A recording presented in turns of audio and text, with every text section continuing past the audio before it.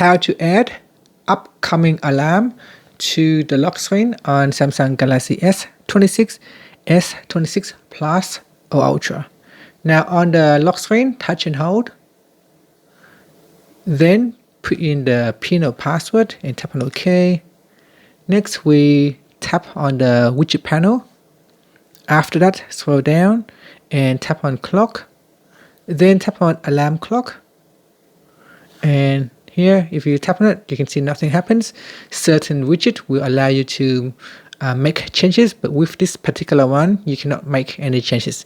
You can only delete the existing alarm. And then tap on done. Here on this widget, it will show you the next upcoming alarm about to go off on your device. And this one here, my next upcoming alarm is at 6 a.m. on the next day. And that's it. Thank you for watching this video. If you found it helpful, please like and subscribe to my channel for more videos.